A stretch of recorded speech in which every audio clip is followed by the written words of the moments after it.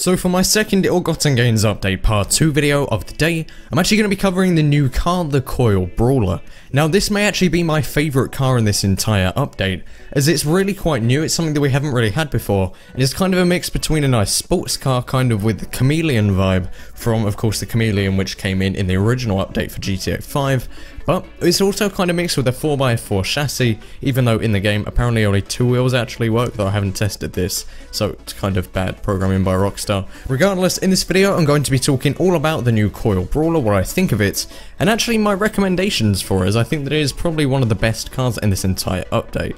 So if you guys do end up enjoying the video, be sure to go and drop a like down below, as it really does help me out as always.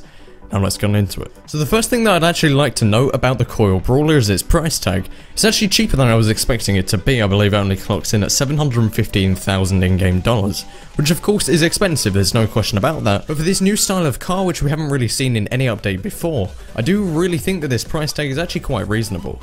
Now, I love this car, it's probably my favourite one of this entire part 2 update, and possibly any car in the previous few updates that we've had at all. This thing is really fun to drive, it's amazing off-road, and it kind of makes sense that this thing is good off-road instead of just having the supercars kind of dominating in any of the off-road 4x4 tracks.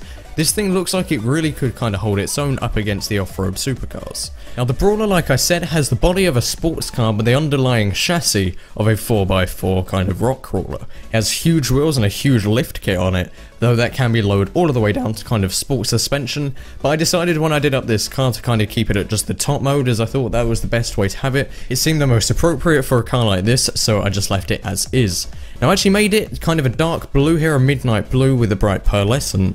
But I also added in all of the different things that you can have around this car. For example, you can have the big bars at the front, the big metal bars. You can also have the ones at the back. And at the top you have the option for either having just the forward lights and kind of a roof rack, or even then those massive lights, and like I did, paired with a massive spare off-road tyre at the top. Now this thing is actually very fast, it does kind of handle its own in its own class, and it is a very fast car which I can see winning a lot of races in the off-road category.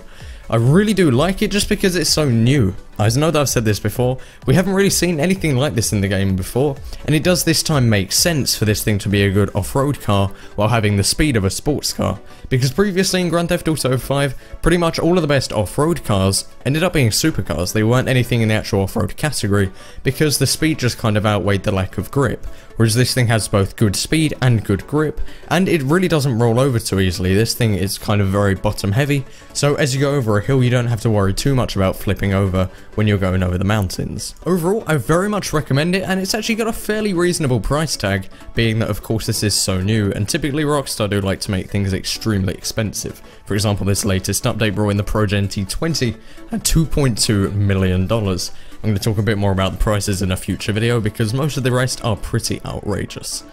Anyway, if you guys did end up enjoying this video, be sure to go and drop a like down below, as it really does help me out as always.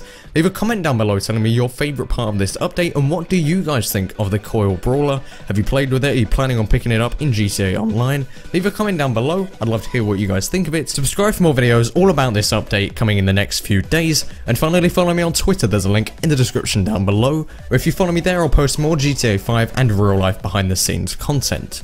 And that is pretty much it. Thank you guys all very much for watching. My name has been Flyer, signing out.